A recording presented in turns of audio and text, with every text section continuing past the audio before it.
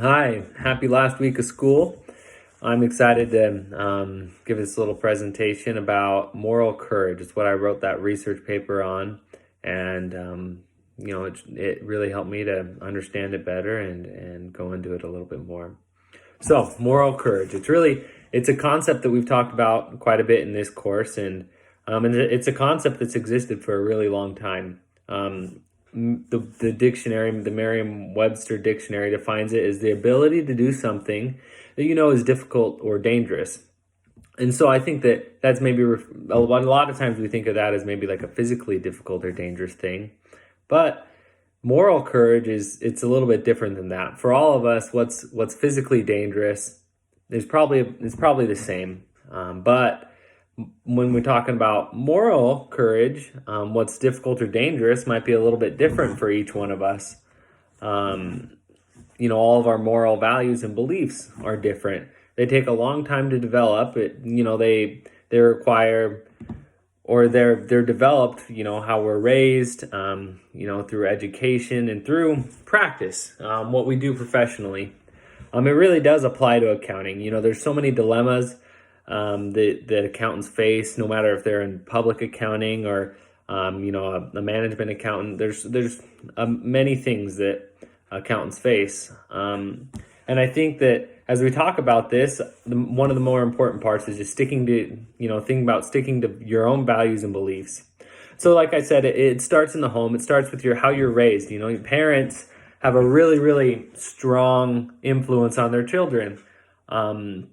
Children look up to and respect what their parents have to say most of the time anyway, and it sticks with them. They remember it.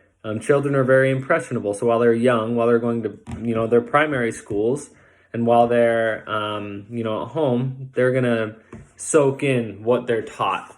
There was a study done in Ghana actually where they found that most teachers kind of felt a obligation to teach moral values to children. And that can be something as simple as don't hit somebody else, don't say mean things, or it can be maybe more like religious values as well. In higher education, at SUU, for example, we have an ethics seminar as part of the master's program. And so we have a whole course devoted to ethics and accounting specifically.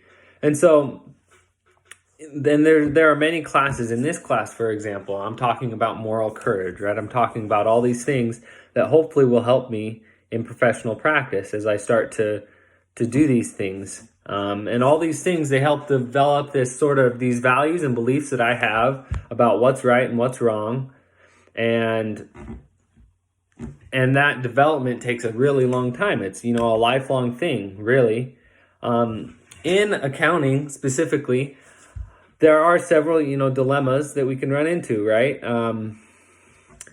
My father-in-law, he was telling me about how his boss was asking him to increase what their forecast was for, how they did for the next year. And he's not he doesn't have a professional license that he has to uphold, and so he's like, whatever, like, you guys are wrong. But we see that a lot. Management is putting pressure on people to maybe do numbers a little bit different. We can see coworkers harassed by management or staff. We can see coworkers just doing things that they maybe shouldn't be doing.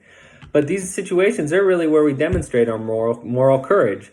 If we really have that foundation, then the courage, so the working through those difficult and dangerous things, if we have that foundation, then we have a foundation that we can do that from. Something that I want to mention is the word integrity. So a person of integrity is a person that not only knows what's right and wrong, but acts. So does the right thing. And so I think that's what moral courage is, really. You have to have those values and beliefs, and you have to act. So you have to do something with it. And that's something that's very difficult for a lot of us. It's easy to just sit back, especially when you have to decide right there in the moment. You don't have time to think about all the consequences. But a morally courageous person acts and does what's right, and they do it the first time. And it doesn't have to be an uncommon thing in accounting or in our society. And I want to be morally courageous, and I hope that you guys do want to as well. Thanks.